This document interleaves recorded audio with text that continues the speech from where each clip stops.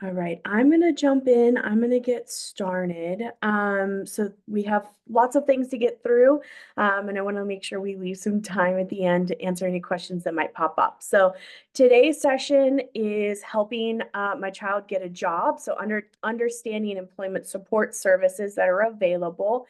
Today is really about the preparation and helping everyone to understand what supports exist so that your students can find meaningful, successful employment in the community. So by the end of this session, our goal is really for you to walk away with a clearer understanding of the services and supports, and some next steps on how to access them. Maybe a renewed sense of confidence that your child can work and contribute and thrive with the necessary supports in place. So let's jump in and get started. As always, before we get started, just wanted to remind everybody that this is a safe zone. Make sure you can feel welcome to share your ideas, ask questions, express those concerns freely. We're here to support you and just learn a little bit more together. So if you have questions, the reminder is you can put them into the chat and we will see your name. If you want to ask them anonymously, please use the Q&A. If you're joining us on socials, on Facebook or Instagram or anywhere else, please put them in the comments and we'll try to get back to you on those ones. And we're gonna, as always, get started with a Menti. So I'm gonna put this up for just a second. I'm sure we're putting that into the chat as well. So menti.com, we invite you to come with us, and you're gonna put in code 29165708. So you can either go to menti.com or you can scan the QR code and it'll take you to Menti. And Anthony is going to take us. All right, thanks everyone. Just like Nicole mentioned, we are going to take a quick detour and we are going to take a quick survey. We're going to a website called menti.com. We shared the website address and the code to get in. But if you need a refresher, it's at the very top of the screen that you should be seeing right now. So just go to menti.com. Code is 29165708. So we're just going to start with a quick little icebreaker. Just get you used to using this site. And I promise we only have one other question, so we'll get right back to the good information in just a minute here. But we want to know, what are your favorite Thanksgiving dishes? Thanksgiving's right around the corner. I see a lot of folks are listing some great side dishes here. I love the good baked mac and cheese, homemade stuffing, sweet potato casserole, always a favorite. Um, I don't always see turkey listed. I think a good cooked turkey is pretty underrated. Oh, there we go. We got turkey. All right. So it seems like everyone has shared. So thank you guys. We're going to go ahead and advance to the next slide. And this is the important question. We want to ask you to name all of the employment support services or websites that you know of. And if you don't know any, that's okay. You can just say none. We're just trying to get a general sense of your knowledge around employment support services, so that Nicole can fine tune her presentation for you.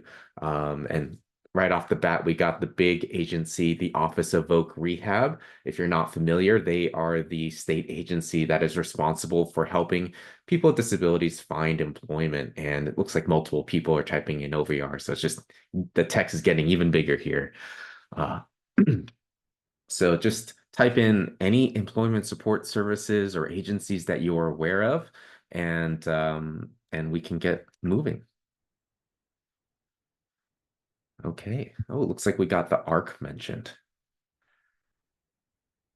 Okay, I think we're pretty good. We're going to leave these slides up, but we're actually going to go back to the PowerPoint now. So I'm going to stop sharing and I'm going to let Nicole take over while you guys finish typing up your responses here. We appreciate your participation. Thank you, Anthony. All right, there we go. All right, so thank you for participating in our Menti. We always like to know kind of what you all know as we're getting into these. So we know that it can be difficult to know which services your student may need, specifically once they've transitioned out of school. So over the next couple of slides, we're just going to go over some employment supports. So our time together has been designed to give that basic understanding of why employment supports are valuable and why your child might need them or which one might be beneficial for them. So if you have questions along the way, like I said before, please utilize either the chat or the Q&A feature. We will have time to address them at the end.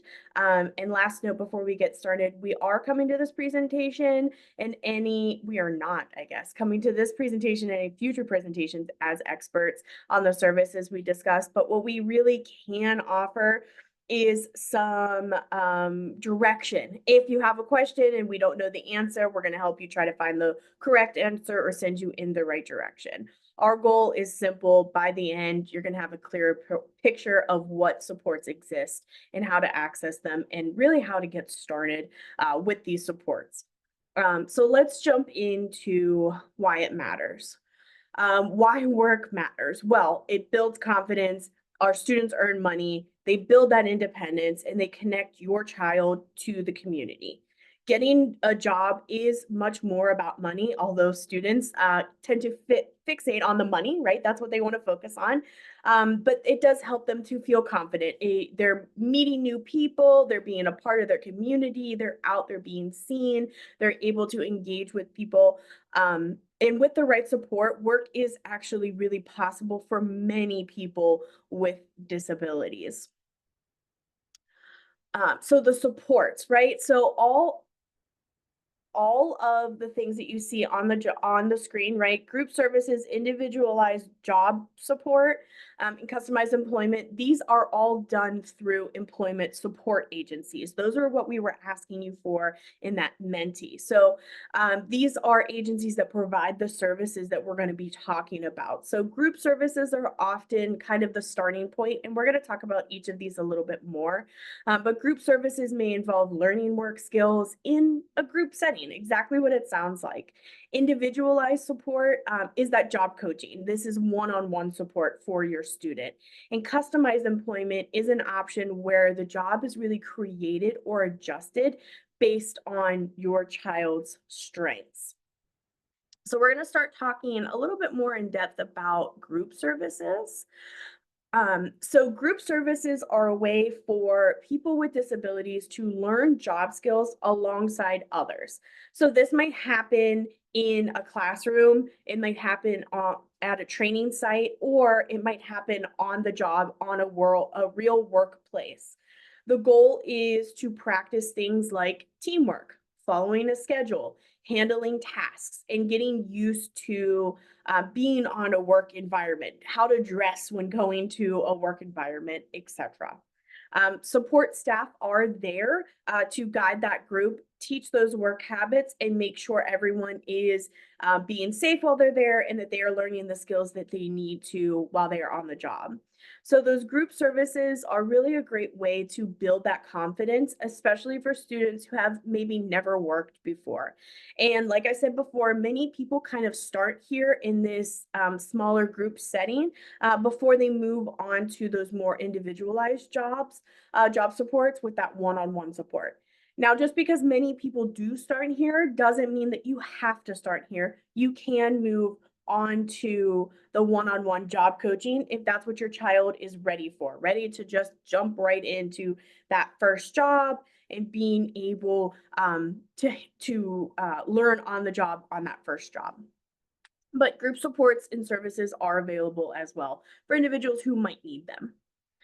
So employment support services, these are programs that help people with disabilities get ready for work. This is that more individualized service. So these programs help those individuals find the right job. They're going to be successful on the job once they're hired because they're being provided with the supports, etc. So this support can include things like learning what kind of a job would be a good fit, practicing for interviews, having a job coach who works with your student on the job. And it's all really tailored to what your student needs. So some people might need help just getting started, right? Building that resume, maybe building some interview skills, and others might need more hands-on support over time, actually on the job. But those services are, like I said, flexible and available to your students in the way that's going to benefit them. These services can happen before the job begins. So this is helping before, like I said, finding the job, looking at interview skills, that sort of thing when it starts. So actually on the job. And then there are even long-term services that can help somebody after they've gotten the job and help them keep the job if they need, maybe doing some ongoing check-ins, etc. So the people who provide these supports usually come from agencies that are specializing in helping individuals with disabilities find that meaningful work. So there are employment support agencies that are available out there, and they are going to be the ones providing this type of support for your students. Usually you can find these agencies when talking with your Office of Vocational Rehabilitation officer or counselor that you're working with. So customized employment, we here at the ARC love to talk about customized employment. Customized employment is a really great option for those individuals who might have a significant impact of disability. There might be a lot of barriers for this individual to go to work. So instead of trying to fit that individual into an already job that's in existence out there, right, that you might find on Indeed or another job board, the job developer and the individual working with that person is actually shaping that job around that individual. It's shaping them around their strengths, their interests, and their conditions for success.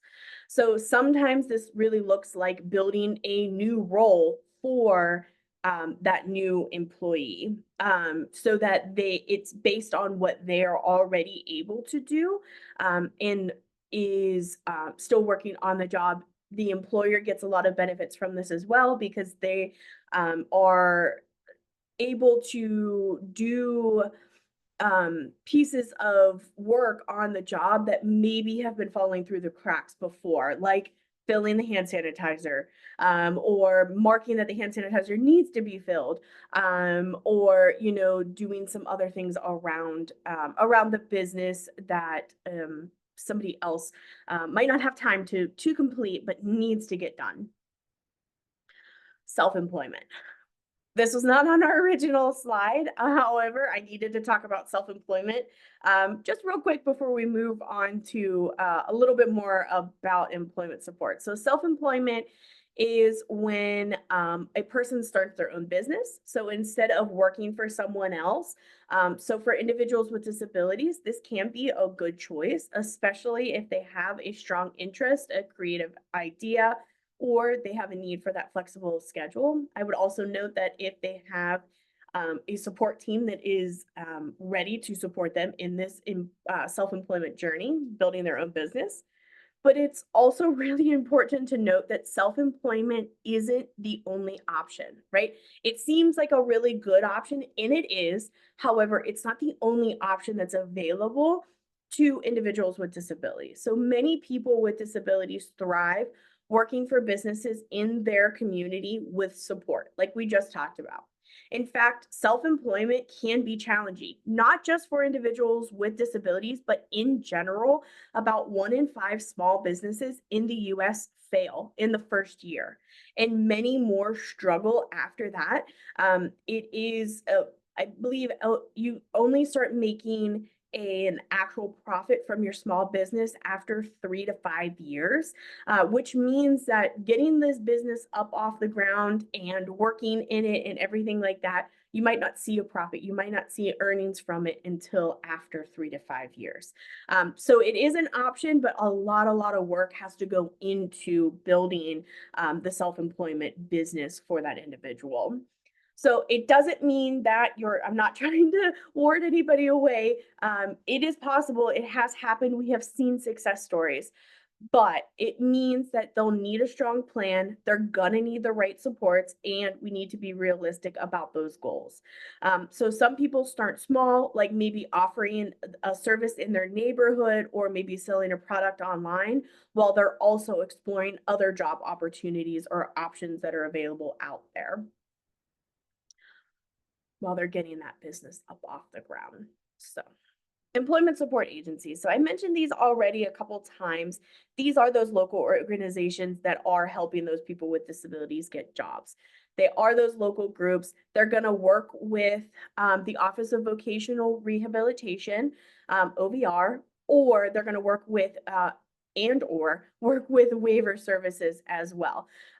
So if you know that your student might need some ongoing supports, and they're going to need to tap into those waiver services, it's a good thing to note ahead of time, early on, so that when you're building that ISP, that individualized support plan, that is built into there.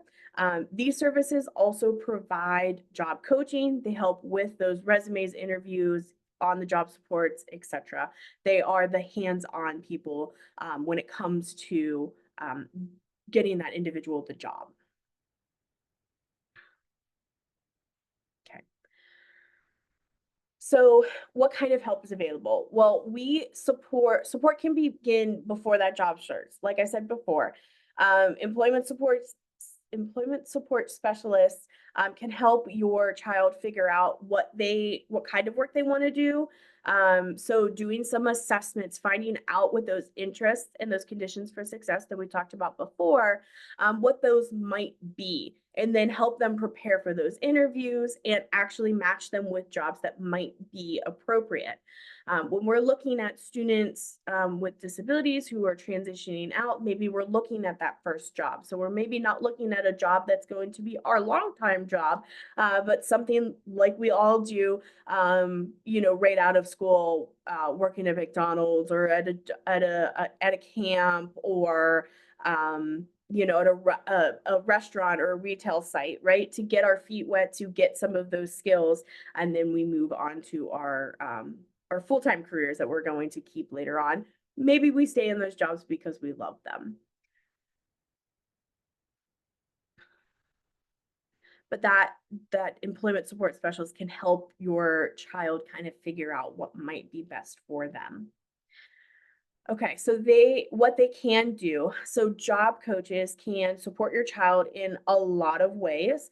So they might help with learning new tasks on the job. They might help with using a schedule or learning the schedule, talking to supervisors, or even setting up those job accommodations and helping with that negotiation, talking about disclosure. Do we need to tell that employer that we have a disability? How are we going to tell them that we have a disability? Is it necessary that we tell them when we have a disability, etc.? And a job coach can help with a lot of those things.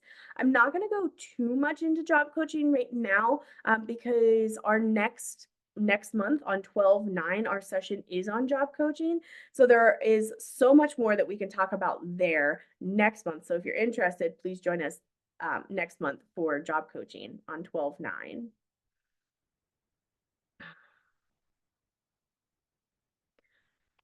Okay. So some things that they can't do a little bit more, and then we'll move on. But employment specialists can't guarantee that employee is going to get a job, that student is going to get a job. Um, they can't force that employer to hire someone, and they're not going to do the job for your child as well. So the ultimate goal for that employment support specialist is to fade as your student becomes more comfortable on the job and more independent on the job. But ultimately, they are going to check back in if they need it, and they are there as a support for your individual. And like I said, if you want to know more about job coaching, join us next month as we discuss more. Okay, so how do we get connected? These are the good pieces, right? These are the things that we want to talk about. So To start, you want to ask your school or your transition team so you can apply to the Office of Vocational Rehabilitation. So your child can do that at the start of age 14 here in Pennsylvania. We're very lucky that we're able to start transition planning at 14. Other states, it doesn't start until 16. If your child has a waiver, you can also talk to your supports coordinator about adding employment services. But like I said before, those waiver funding, that waiver funding does have limits. So it's sometimes you start with OVR and then move into waiver funding. So connect with that local Office of Vocational Rehabilitation early. And then the next step there also is to ask for a benefits counselor. As we talked on our first session this fall, benefits counseling is very important for employment supports because it will tell you what kind of benefits are available and how working might affect those benefits. So it's really important that we do that early on. So we want to talk to our IEP teams or our transition coordinators. We want to apply to the Office of Vocational Rehabilitation at and around age 14, get on their radar, connect with that supports coordinator if you're on waiver funding already, or if you know that maybe there might be some ongoing supports that might need to happen so that we can get that written in as well. And then talk to a benefits counselor because it's very important to know how working could potentially affect your benefits later on. Because I know that that's a really key piece. And one of that we didn't list there as well is transportation, right? Figure out what transportation might look like, and your employment support specialist can help with that as well. So some key takeaways: support is available. There are many types of services that are out there, lots of services and tools that can help your child work. And the sooner you connect with those services, the better. And then with that right help, your child can succeed and they can be beneficial. They can benefit financially from working and all of the other great things that also come from being on the job and from working. So also, if you're unfamiliar with our webinars, we do have a Padlet that is available. So we've created this. It's a lot of really great information, share resources, that sort of thing. Under the employment section, you're going to be able to access the Office of Vocational Rehabilitation office directory, where you can find your local OVR offices. And the recordings from today's webinar will also be available if you've missed any of our past ones, or if you're new to us and you're like, wait, there's more. All the recordings are available on that Padlet, and you can have access to them there, as well as the slides. And these slides in this recording will be up by the end of the week for you all to have access to. All right.